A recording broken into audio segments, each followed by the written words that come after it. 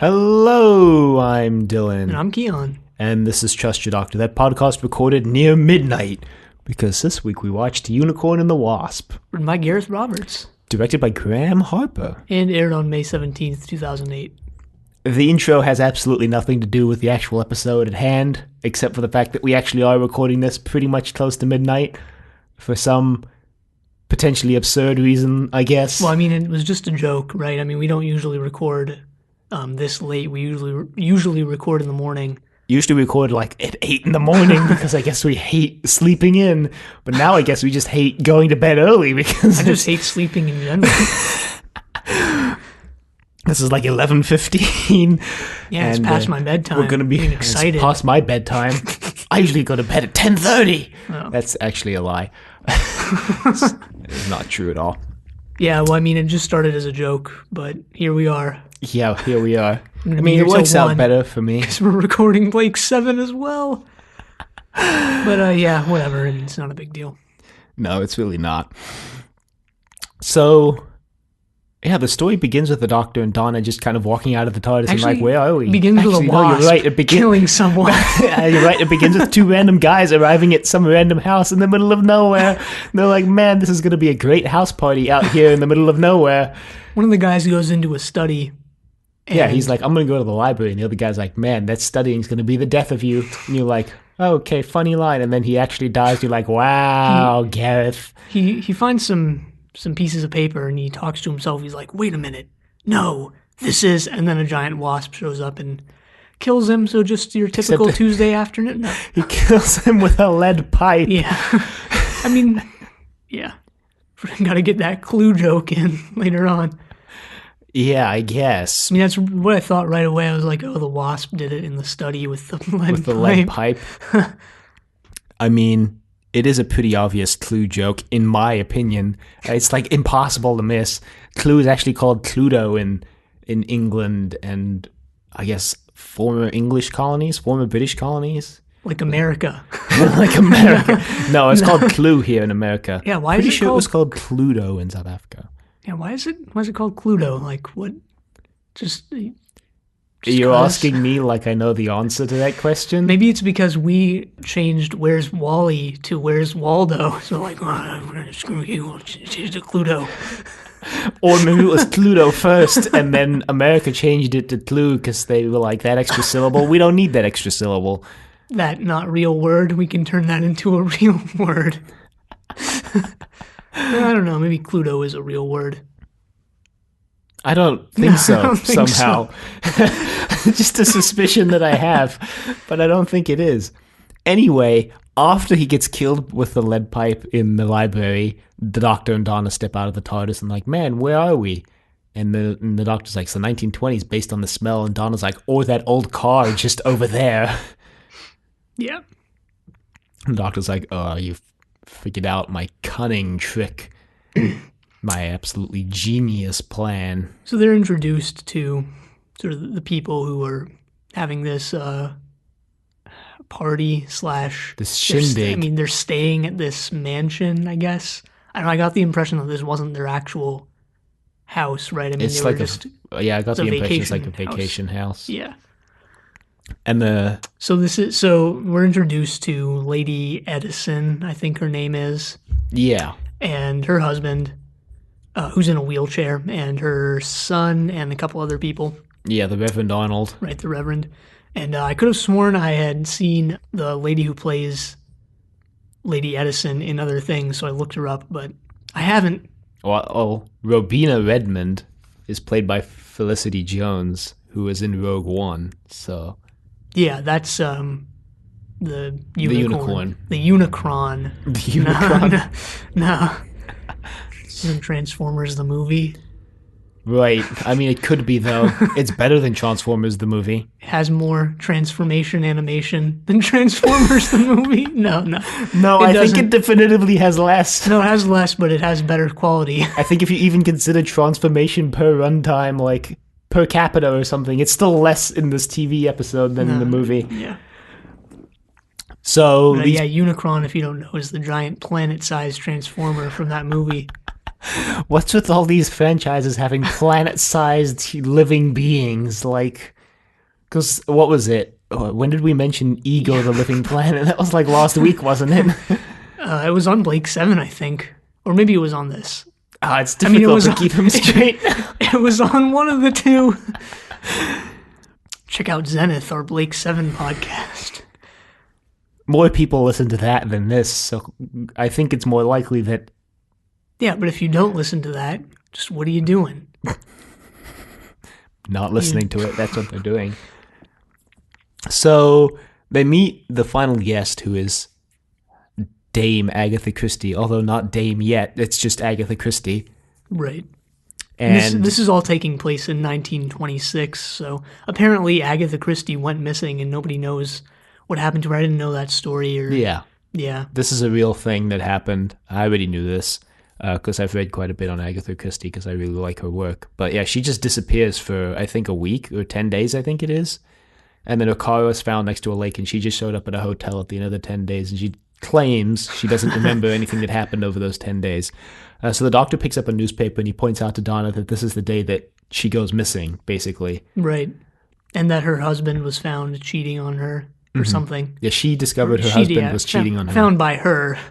Which she makes reference to when she meets everyone, because she mentions the doctor and Donna being a couple, and they're like, no, and she's like, I'm just kidding, I already figured it out. You guys don't have a wedding ring on. Yeah, I mean, again, I've said this before, the way they're playing this up is really sort of hinting at, and I know it's not coming, but it's really sort of hinting at some sort of romantic thing that's going to happen at the end of the season or whatever, especially with the kissing scene later on in this. Yeah. But, I already know that doesn't happen, which is good. But anyway, there's servant butler guy in this scene, and he makes some snide comment in response to something one of the people says, and I was like, it's him, isn't it? He's the killer. It's like, well, Donna's like, it's always everything. The butler, right? I've seen through your cunning plan, Gareth Roberts. It wasn't him. No, the resolution to the story is much more absurd and bizarre than that. Well, after a while, I was like, it's probably none of them. It's probably just that the Wasp is just a completely another thing entirely. The Wasp is completely unrelated to the story that's unfolding. He's just like a side character. The doctor's pointing out all the suspects in the room. It's just a Wasp in the corner. He's like, you're completely innocent. I don't even know why you're here. Just a Wasp that happened to grow to like an extremely large size. It's just a genetically edited Wasp. Damn growth hormones getting in the water supply. The doctor's like, what the hell are you doing here, Wasp? Genetically edited? Never heard that term before. Yeah, like genetically modified, but cooler sounding. Anyway, they somehow find out that what's-his-face, Professor Peach, has been killed. Because Lady What's-Her-Face comes out screaming bloody murder, literally. Well, so Lady Edison sends her inside to go find Professor Peach. This is Mrs. Chandrakala, I think her name was. Right. Who's like the Mrs. Edison's servant or Lady Edison's servant. She sends her inside to find Professor Peach because Professor Peach is supposed to be out there with them, and he's not. So, yeah, she finds his dead body. She comes screaming. And then the doctor basically takes hold of the situation. He's like, all right, I'm from Scotland Yard. This is my plucky young assistant, Donna. Donna takes offense to that. She takes offense to it, but then the doctor's like, they didn't have female inspectors in this time, so it's the best they could come up with. And Donna's like, well, all right. Yeah. So they head to the library or study or wherever Peach died. They start investigating the scene of the Princess crime. Peach. Agatha Christie also comes with them, obviously, and she starts investigating, and they all expect her to be able to solve this thing like right away. Which I mean, she helps out the most, more than anyone else. She does surreptitiously steal that paper from the fireplace. Yeah, the doctor notices it. Helps more than Donna. I mean, Donna helps a lot in the beginning, and by the end, she's just like, all right, who did it? Just tell me. Well, in the end, she's snacking on grapes. Yeah. Yeah, I really like that. Which I was snacking on grapes while I was watching this. I was like, this is kind of weird. Wow, yeah, that is kind of weird. So they find a couple clues, right? Agatha Christie finds the piece of paper in the fireplace, and the doctor deduces the time of death and some other Because the things. watch, Professor Peach is wearing a watch that smashed when he died. Yeah, and it's smashed. Stopped, It yeah. stopped at 4:30, so they know that's when he died. And Yeah. they decide to question everyone. Yeah, so the doctor questions everyone individually. The scene was kind of funny because everybody tells their story, but then while they're telling their story, it like flashes back to what they were actually doing at 4:30, and everybody tells a complete like everybody is lying. Yeah, they start with what's his face, the Reverend. What's his name? And he did. I forget his name. Hardcore. The Reverend Golightly. Colonel Hugh is I read Lady that all, Edison's husband. Yeah, I read that all the characters were references to Clue characters as well. But yeah, I mean, right away this scene sort of sets up like this sort of power of like this very traditional mode of storytelling, right? Like that's an extremely old and like traditional way of telling a story, right? Is just like orally telling it. Right. And this sort of like frames something that I thought was interesting, especially in the scene where it comes up later with Donna and Agatha Christie sort of talking to each other. But what this sort of set up for me, at least, is that this sort of old traditional way of telling the story has some sort of power behind it, right? They're manipulating what actually happened. They're giving these alibis, which, I mean, they all do have alibis, but they're like slightly different than what they actually say. Like, for example, Raj is like, yeah, I went for a walk in the park. I was alone, completely alone. Nobody else, completely alone. Then it shows him like meeting up with one of the server dudes, and they're having some sort of romantic relationship, I assume. And you see, what's her name? The girl who turns out to be the unicorn, with a gun, which she doesn't mention. She's like, oh, I was in the bathroom. Yeah, and then the colonel was like, "Yeah, I was like reading old war stories," and he's just reading like a porn magazine. Yeah, he's like fantasizing about it in the room, and the doctor's like, "Snap out of it, colonel." He's like, "Oh right, I was reading the story." He's like, "No, snap completely out of it. We don't need to know anymore." Right, but it also this sort of framed to me that like these newer sort of ways of telling the story, right? Like TV or movies, watching things on the screen, which are, I mean, pretty new compared to like just telling a story, which is like thousands of years old. Well, don't have the same sort of power behind them, right? Like we're privy to what's actually going on based on what we're watching, yet they sort of have power in the situation based on the fact that they're telling the story and they can manipulate what's going on. Well, there's kind of comes into play later. That interesting thing that you can do in TV and movies, which is provide like instant visual feedback on what people are saying, I guess. So like, yeah, these people are telling the stories, but you can like also instantly deduce that they're all lying. You know, if someone's telling you a story, if you're reading a story, you have to read, and then like 15 pages later, they're like, they were totally lying. But in like a medium like TV or movies, you can instantly show that someone's lying without having to come back to it later. I mean, there are ways to do that in text as well, but of course we don't need to get into that. But I'm saying like the way that they do it in this episode is unique to this medium, I guess.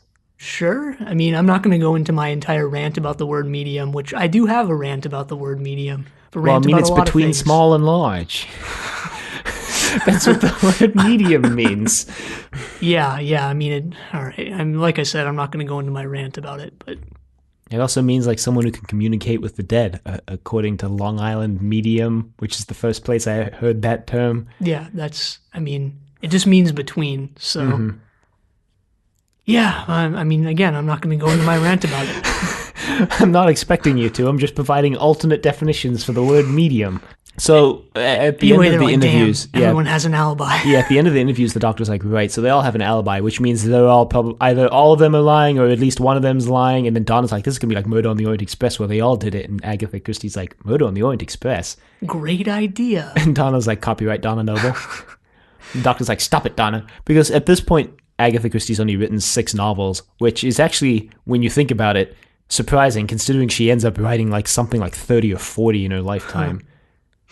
Yeah, well, the greatest novelists only wrote 6, like Jane Austen and Mary Shelley.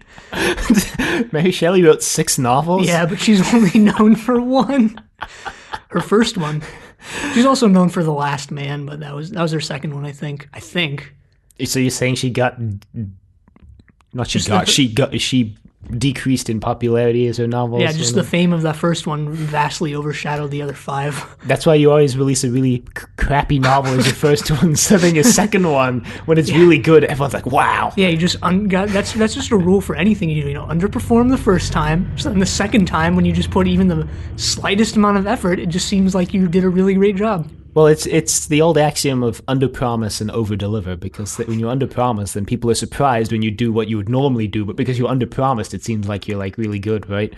Yeah, like promise nothing and deliver even less. There's a funny bit about this in Star Trek where Captain Kirk asks Scotty how long it's going to take to get the engines back online, and he's like, oh, I would normally take 8 weeks, but I'll do it for you in 2. And Captain Kirk's like, do you always multiply your estimates by a factor of 4? And he's like, yeah, otherwise how would I keep my reputation as a miracle worker?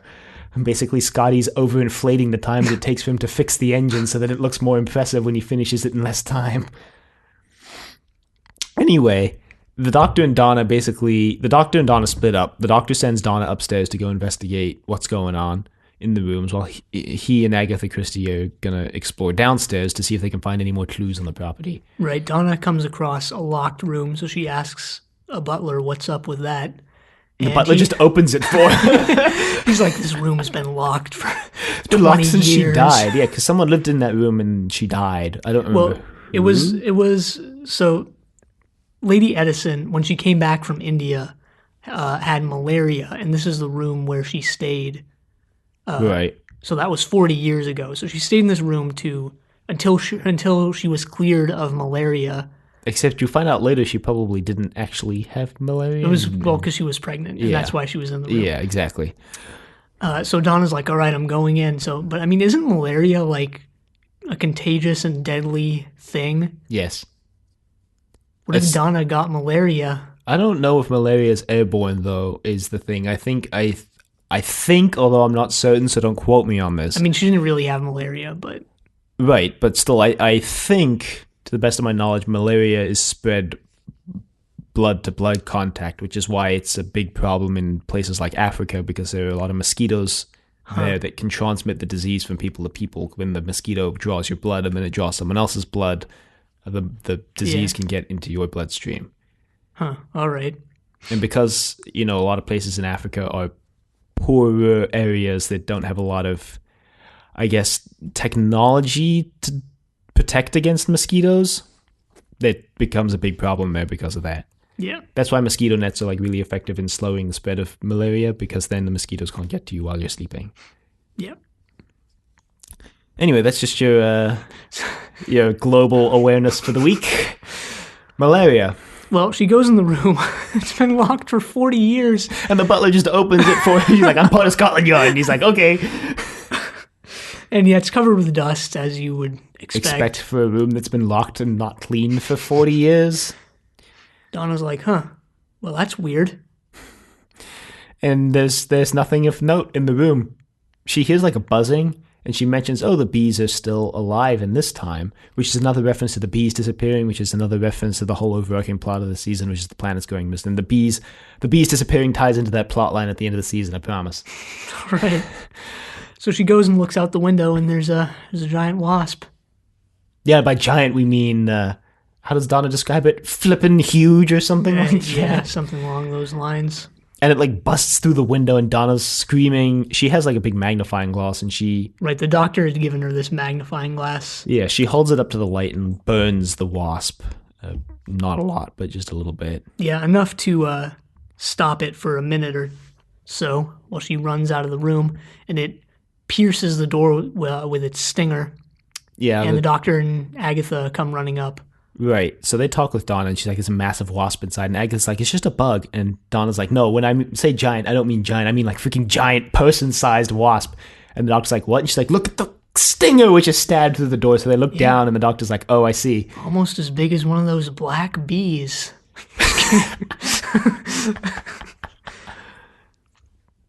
So they open the door, and the wasp is gone, but the stinger's still in the door. Donna's like, it's used up its only weapon. Doctor's like, nah, I can grow another one. Yeah, I don't know if like actual wasps can grow another stinger, but I do know that unlike bees, wasps don't die if their stinger gets pulled out. I'm pretty sure that's just some bees. I don't think it's all of them, but The bees I've encountered die when the stinger gets pulled out. you know from experience, are you a Yeah. bee torturer? No. Just have fun You pulling know, out their the stingers. first time I ever got stung by a bee was I actually got stung by a dead bee that was on a towel I was Wow. lying down on after swimming in the swimming pool. Kind of sucked. Wow, it's kind of impressive. Damn dead bee got me from beyond the grave. From beyond the grave. God damn it.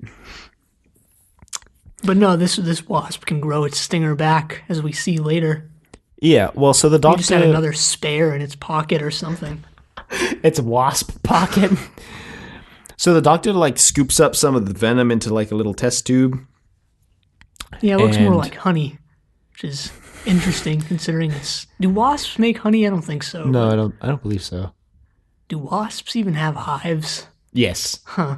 Yes, because I Alright. used to have a wasp hive above my door, my front door, and it's dead now. Oh.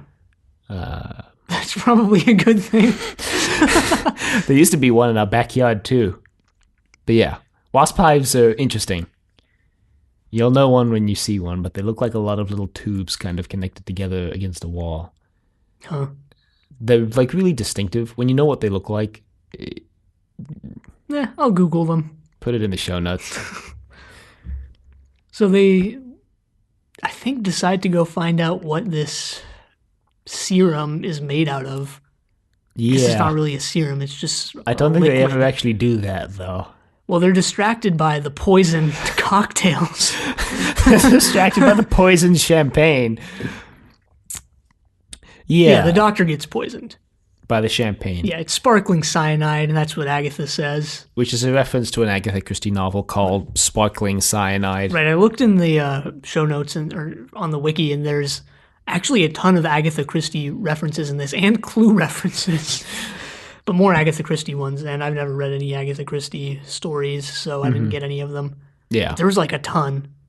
Like probably more than I would have expected. You've never read any Agatha Christie stories? Nope. That actually surprises me. Yeah, surprises me too, considering how much I read. And considering how many books she's written, you think you'd have read at least one, I guess. My favorite book of all time is an Agatha Christie story called And Then There Were None, although it was published first under two much more racially insensitive titles that I'm not Yeah. going to say on air. Yeah, I read that there were going to be references to that title in this story, but then they cut them out, probably Because for the best. Russell T thought it would be too risky. Probably for the best. Yeah, when you know what the original title is, I think you'll agree that it's probably for the best that they cut that reference. Yeah, I definitely do agree. That's for the best. So the doctor's dying, but he's Especially like, having the doctor of all people say it. the doctor's dying, and he needs to basically reactivate the enzymes in his cells to expel the cyanide from his body. Which he can do by eating Salt. a couple things in order. So they go to the kitchen. I really liked this scene because there was no music playing during it. It was just people screaming at each other. I mean, And a good use of shaky cam. It was panic charades. Because the doctor gets some protein, so he eats some nuts, and then he's motioning like a salt shaker to Donna, and he's like, "What do you want? One word? Okay, one word. Harvey Wallbanger." The doctor's like, "How is a Harvey Wallbanger one word?" I think a Harvey Wallbanger is a type of cocktail, because she thinks the doctor's miming like a cocktail shaker. So she's like, "What shaker? Harvey Wallbanger?" The doctor's like, "No, I need salt." Eventually they get him the stuff he needs. Well, we can't skip the part where Donna offers him actual salt, and he's like, "No, that's No, too right. salty." He She's like, drinks, "Salt is too salty." anchovy juice. Anyway, then he needs a shock, so Donna kisses him, and he expels the cyanide from his body, and she's like, "Don't expect me to ever do that again." The doctor's like, "Okay, thanks, Donna, for saving my life. It's a good thing I keep you around." You've outlived your usefulness, Donna. Did you spoil Donna's exit? Because I know No. that the episode notes on the wiki do spoil her exit. No, I just skimmed through them, I guess. Okay. So the doctor basically talks with Agatha. Yeah, I think Donna and Agatha go off, and they sort of talk in the garden or something. Yeah, Agatha and Donna go to the garden, and This Donna's like trying to cheer up Agatha by telling her about her own failed marriage, and Agatha's like, "Is my marriage like gossip now?" And Donna's like, "Oh shoot, we're not supposed to know about this." Donna also tries to tell Agatha Christie that her books are going to be adapted into movies at some point. Talking movies, and Agatha's like, "What the hell?" Yeah, this is the scene that sort of called to mind that earlier scene with the people telling the stories, and then you get to see what actually happened or whatever. And I sort of thought it was poking fun at like, yeah, they're going to adapt them into movies, but they're not going to be as good. Well, the first adaptation of Murder on the Orient Express is considered a classic. Yeah, but that doesn't mean it's good. I think AFI, the American Film Institute, lists it as one of the 100 best films ever made. It doesn't mean it's good. I mean, No. I've never watched it, so I'm not going to have an opinion I on haven't it. watched it either, but I did watch the Kenneth Branagh one. I actually really enjoyed that movie. I know a lot of people didn't, but I really did enjoy it. Personally. I mean, I didn't like a couple things about it, but... Yeah, but I mean, is there any movie that's perfect? Actually, I think most people would say yes to that. Yeah, I would say yes. Yeah, I would say yes. Sure. I was going to say, speaking of Murder on the Orient Express, the story spoils the ending of Murder on the Orient Express. What, that everyone did it? Yeah. I'm kind of amazed that I went into that book without actually knowing that, right up until the day that I picked up the book to read it, and my dad was like, "Hey, you know, everyone did it, right?" And I'm like, "What?" What? And I was like, "No, I didn't know that." And he's like, "Oops, spoilers." And I'm like, "What?" Yeah, I mean, I didn't know it. I didn't know that until I watched this, but then again, I didn't really care, and I still don't care. It's like a really surprising twist in the book when you're reading it, but I guess it's like so famous, everybody knows that everybody did it now, so... Kind of seems like a BS ending, honestly, like, everyone did it? Well, when you read the book, it makes a lot of sense. In the book, basically, it's not that everyone did it, it's that Nobody did it, so they're all responsible. No, what happens is the guy gets stabbed 13 times, and there's 13 people on the train, and Poirot eventually determines that all 13 people stabbed the guy, but he doesn't know which stab was the one who actually killed him. That's interesting. So, I bet some of them stabbed him on accident or something. no, they were all in on it together is the thing. They had like this plan. The plan was for them to all stab him, and then part of that plan was that because they all stabbed him, none of them would have to have the guilt. Julius Caesared him. Well, because then none of them would have to have the guilt of having killed him, because none of them would know which of them killed him either. So that was the whole thing. They literally Julius Caesared him. Yeah, I guess so. Et tu, Brute? Anyway, back to the story at hand. Agatha and Donna find a box of tools hidden among the flowers. Agatha notices some flower stems bent, and she just looks don't have in to them be a detective novelist to notice that. We forgot to mention Roger died. We forgot to mention that Mrs. Chandra, what her name? Oh yeah, no, is? Roger hasn't died yet. He dies at the dinner, but Mrs. Chandrakala gets crushed by a statue. Yeah, sort of a gargoyle type thing. Like falls on her and kills her, and she was taking a message to Lady Edison, like, "Oh no, the child's back," or something like that. Yeah, when a gargoyle falls on her, killing her. Anyway, the doctor spikes the soup. I guess it was the Vespa form that did that, right? I mean, was it just a totally unrelated thing? Maybe it's a weeping angel. Maybe it was just a really weak and poorly crafted statue that just happened to fall at the wrong time. It's some Final Destination nonsense, that. And that was a sort of a fake out last week in the preview where, you know, you get these first person perspective shots and you think like it's the monster, which most of them are, except this, you can get one from the statue's point of view as well. Anyway, the doctor spikes the soup at dinner with a pesticide. Well, it's with pepper. And first he tells everyone, someone makes the comment that like, you know, people are dying, yet they're just sitting there calmly eating dinner. And someone's like, well, we're English. What do you expect? The doctor's like, well, I'll have you all know that I've spiked the soup with pepper. And they're like, oh, okay then. the colonel's like, I thought this was a little spicier tonight. The doctor's like, okay. Anyway, apparently the pepper causes the Vespa form to transform into its natural wasp-like state. Yeah, well, because the doctor says the active ingredient in pepper is also an ingredient that's used in insecticides. And then, you know, some spooky crap starts happening. The lights start flickering on and off. Yeah. So The wind they like howls through the dark. they like run out, and the Doctor grabs a sword, and he comes back in, and the Vesper form is changed back into whoever it was. And the Doctor's like, "Dang it, we almost had it." Yeah, Roger's dead. Roger had a knife through his Yeah, back, I think. there's a lot of fake outs, in my opinion, that actually make you think that Lady Edison is the Right. Vesper form. Because I didn't remember who the Vesper form was when I started watching this. That's this time. surprise. Yeah, there's a lot of fake outs that make you think it's Lady Edison. Like she starts coughing when she's giving her alibi to the Doctor and Donna, and she is like not shown in the dinner scene when the Vesper form shows up. So Right. I was like pretty sure it was going to be Lady Edison, but it's not. It's not the butler, because the butler's standing right next to the Doctor and Donna, and they're like, well, it's not you. Yeah, Donna's like, dang, so much for cliches. It's not you, I guess. So the Doctor's like, dang, well, that didn't work. We'll have to come up with another way to figure this out. And then Donna gives Agatha like a pep talk, and then Agatha's like, yeah, I know what Poirot would do. He'd just get everybody into one room and then just blindly accuse people till he's right. Except Poirot actually knows like who it is before he starts. But now we get like, this is the classic Hercule Poirot scene where he gathers all the suspects into one room and he reveals all their deepest, darkest secrets and then reveals who did it. Which the Doctor sort of does here. He reveals a bunch of unrelated secrets, like the fact that Mr. Edison can still walk. Yeah, that was Agatha, though, because Yeah, it was Agatha's like right. pointing people out, right? So I think she points to the butler and she's like, well, you didn't do it. Or she reveals like some big secret for somebody. They do it in the worst way possible. They're like, and you! And then the person like reveals their deep dark Yeah, well, secret, and they're like, I was going to say didn't do it. Yeah, she points to Colonel, what's his name, and he stands. He's like, well, you figured it out. I don't know how, but you figured it out. And he just stands up, and Lady Edison's like, what the hell? You can stand?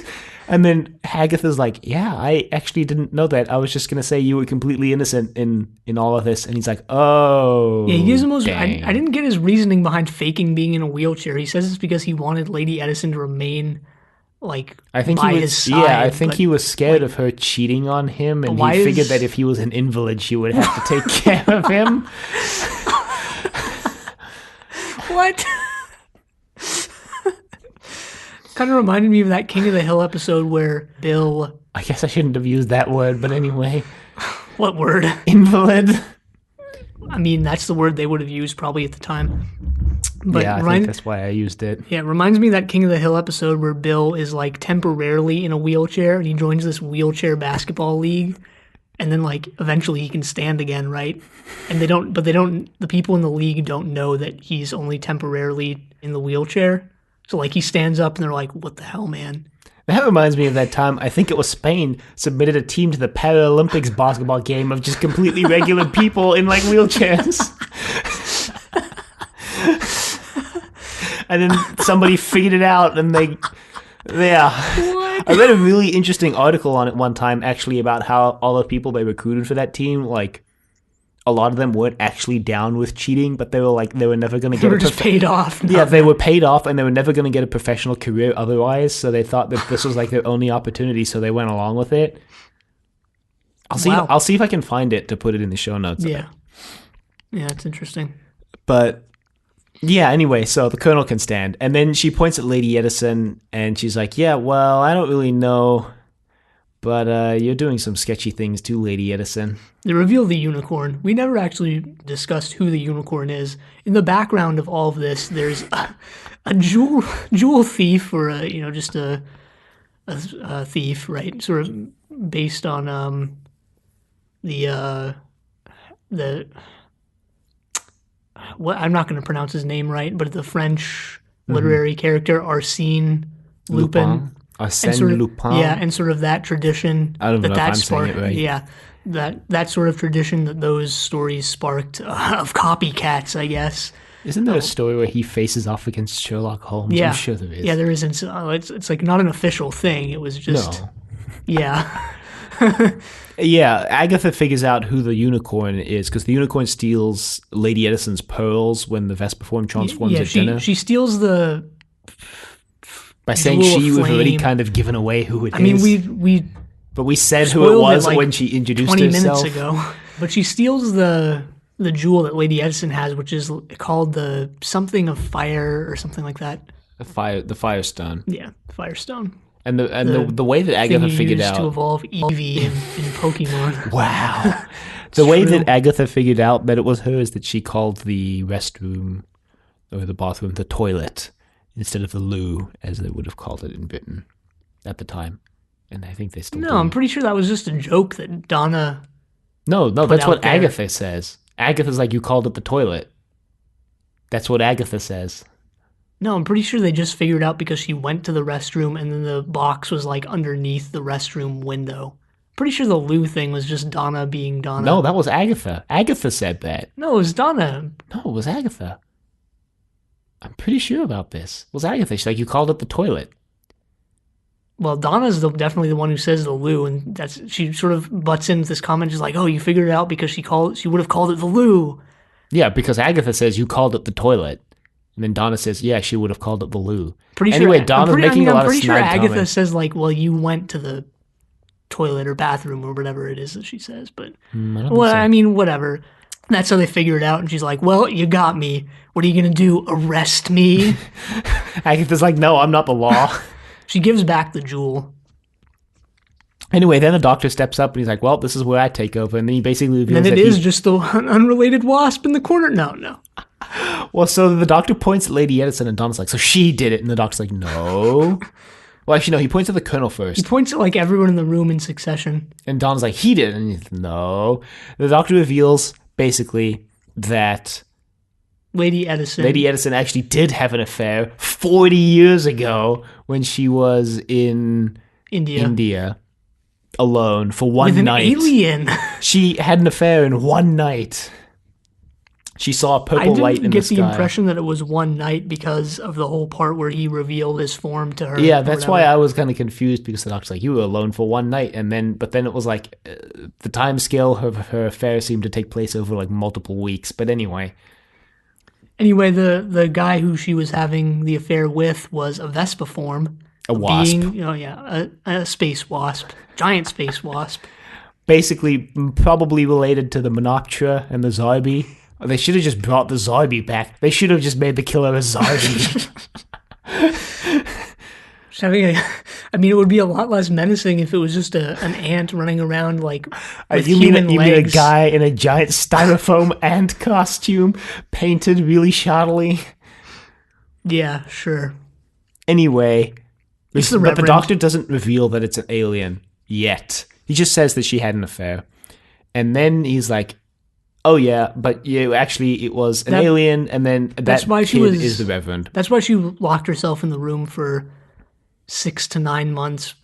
It wasn't malaria, it was to hide her pregnancy. She caught pregnancy. Yeah, an even worse disease. No, just kidding. Shackles you for life. Or at least 18 years. Well, or less if you're Lady Edison. Yes. I mean, or less if you give them up for adoption. If there's other reasons why you wouldn't raise the child to 18 years. Like if they get involved in a horrible accident and end up passing away. Or if you're incapable of doing so, So you give them up for adoption? Yeah, I mentioned that everyone who doesn't raise the kid is a bad parent. I mean, some of them are. Some of them are. But not all. And not Lady Edison. And probably not even most, actually. She is a pretty bad parent. That's true. Well, I mean... what does she do? She just kind of ditches the kid at an orphanage, I think. Well, she doesn't ditch the kid. She gives the kid up for adoption, basically. Yeah. Because she doesn't want to damage her social standing. I mean, giving it up for adoption because you can't raise it, I don't think we should judge her for that. But her motivation for doing so is she doesn't want to damage her social standing because she had an affair. Yeah. Which, say what you will about her motivation, I guess. So, basically, then the doctor reveals the Reverend is her kid of the long-lost kid of 40 years. Yeah. And the doctor basically says that the kids broke into the church on Thursday. We skipped this entire thing where he confronted these 2 kids who broke into his church and basically forgave them for it or something. And that was the story he tells in the scene where everyone's giving their alibi, except we don't see the sort of flashback type thing. Mm-hmm. He just tells the story. Yeah. So the doctor reveals that was the first time apparently the Reverend got like really angry at someone. So he transformed into the Vesper form there. This is the weird, when you start to think about it, that means that Lady Edison had weird intercourse with an alien disguised as a human and gave birth to a wasp, basically. Yeah. Yeah. Try not to think about that too hard. Yep. And then he starts to buzz and he transforms. And Agatha, the Doctor reveals that because Lady Edison was reading... Wait a minute. This is literally bestiality. Just had to chime in with that. It's too good to not just interrupt everything and drop everything to include.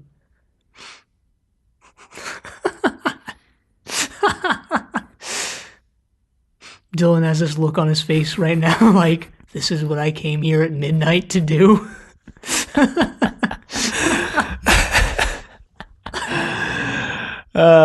So the Doctor reveals that because Lady Edison was reading Agatha Christie at the time that the Vesper form transformed into the Vesper form, that apparently part of Agatha Christie's novels got like beamed into the Vesper form's brain. Because the Firestone is like it's kind of like the Ood brain, right? Like it's a second brain for the Vespa form. So holding up the Agatha Christie text in front of this second brain, like wired it into this guy's brain. There's something like quixotic about this guy, right? Like he's consumed by this text. He uses a lance, so to speak. His stinger, kind of like Don Quixote. Yeah, goes up against it a windmills. Little bit, yeah. What are the windmills in this story? In the TV the episode? door, I guess. The door. Yeah. Or just anyone he wants to kill. Fantastic. Oh, he uses a lead pipe to kill Professor Peach. Yeah. Anyway, Agatha grabs the Firestone because she's like, well, if my writing created this monster, then I can destroy it. And she basically runs off and steals a car. Her car. She doesn't steal a car. It's her car. I don't know why I said she steals a car, because the Doctor and Donna are the ones who steal a car. They never returned that car, now that I think about it. I guess they did. I guess when they drive Agatha back to the TARDIS. So she runs off to this lake, and Donna and the Doctor get there. The Vesper form's like trying to attack Agatha. Silent pool. And Donna just grabs the Firestone and launches it into the lake. The Vesper form follows. And drowns itself. And the Doctor's like, what are you doing, Donna? He couldn't help himself. And Donna's like, well, neither could I. Yeah, Donna seems totally remorseless about this. Yeah. And then apparently, for no reason other than I think they needed a reason why Agatha Christie doesn't remember the events of the story, she starts dying because apparently she's psychically connected to the Vesper form now. But then the Vesper form decides to let her live. I forget the reasoning behind this. It was some sort of link that was established based on the Firestone. Yeah, some sort of psychic link based on the writing that Lady Edison was reading in Agatha Christie and the Firestone. And it was really poorly explained. And like I said, it only exists to explain why Agatha Christie loses her memory for 10 days, which is fine. Yeah, it didn't really matter to me. But yeah, that's how she sort of loses her memory. And the Doctor and Donna are the ones who have her show up at the hotel where she showed up historically. Yeah, because it's already happened, and they already know what happened. They just drop her off there. She's like, what the hell happened? The Doctor then reveals that some of what happened there must have bled through Agatha Christie's memory, because he pulls a hitherto unknown Agatha Christie novel, Clash in the Clouds, or Murder in the Clouds, or something like that, which features a massive giant wasp on the cover. Yeah, going up against a biplane. And Donna's like, wow, that's kind of weird, actually. She opens up the front cover, and it was printed in like the year 5 billion or something. Yeah, and the Doctor's like, yep, they never stop reading her writing. She basically is famous forever now. I mean, this is true. Agatha Christie is, I think, the second most translated author in existence, except the Bible, I think. And Shakespeare. I'm not sure if Shakespeare is above Agatha Christie or not, but it's like the Bible, Shakespeare, and Agatha Christie are the top 3 like most translated into other texts, into other languages, I guess. Yeah, I mean, as I've said many times and will continue to say, I have a whole nother rant about the word author, but yeah, especially when you bring the Bible into it. Well, the Bible was written by multiple people. Can of worms. Anyway. Yeah, good to see that books are still alive and well in the in the year year 5 billion. They It's like a look exactly- facsimile edition of the original, though. Yeah, maybe it's just sort of a souvenir or... Well, apparently the original concept of the story was to feature an older Agatha Christie. Basically, Donna and the Doctor would show up at an older Agatha Christie's house and show her this facsimile copy of the book, and she would start to remember the events of the day, and she would tell them the story. But then they decided to scrap that because I think they decided it wouldn't work out that well, so they decided to move that reference to the book in the future to the end of the episode in the TARDIS before they leave. Yeah, would have also contributed to all the weird meta stuff with like the storytelling in this, and would have been cool, but yeah, I can see why they cut it out. Mm-hmm. And then it ends with them just flying away to who knows where. Yeah, to bigger and better things. No, I mean, I really liked this episode. They fly away to a big library, to more book-related things. Yeah, there's a library next story, which... Silence in the Library and Forest of the Dead. I mean, it looks interesting. Maybe want to go back and read that Jorge Luis Borges story about a library. Next week is the first week we meet River Song, one of Stephen Moffat's most famous and most... convoluted. I've read that she's convoluted. Convoluted, but I was going to say controversial, I guess. Like, you either love her or you hate her character. Huh. I think in her first appearance it's less like that, but the more she appears on the show, the more I think the opinion of her became like diametrically split. Well, I mean, in her first appearance, you just sort of write it off as a one-off character in that story, right? Well, I mean, I guess we'll see what happens, but... She makes reference next story to knowing future incarnations of the Doctor, so it's impossible to write her off as a single story character. I mean, that doesn't mean they have to bring her back. They did bring her back. It doesn't mean they have to, brought but her back. Anyway, that's for next week. Yeah, I mean, I really liked this story overall. Probably one of my favorite stories of the new series. Is it? Yeah. I mean, I enjoyed it. I didn't think it was super great or anything, but I had fun with it, I think. I feel like at times it strayed into being like a little campy, maybe. Yeah, I mean, I liked the sense of humor that it had, I guess. I mean, to each their own. Like when they fade into the sort of flashback type scenes, they have a very cartoony sound effect going along with it, which I liked, appreciated it. I don't know. I mean, I liked it. Personally, I feel like it would have been stronger if it hadn't been so campy at parts. The kitchen... No, I completely disagree. I wouldn't have liked it nearly as much. I mean, yeah. You wouldn't have liked it as much, but I would have liked it as much. That's just our opposing viewpoints. But like the kitchen scene, I liked, but I feel like it got a little campy at points. I don't know. And the flashbacks too got a little campy, although I really enjoyed the flashbacks. So I just think the story didn't know when to stop being entirely humorous. Although to an extent, it's a completely absurd setup for a story that there's a giant wasp killing people. And the wasp is actually a space alien who's the son of a human who mated with a space alien. Like, when you think about it, it's completely absurd. Not that out there. It's pretty out there. It's... Name a Doctor Who story with a more out there premise than that. Armageddon Factor. Besides Armageddon Factor...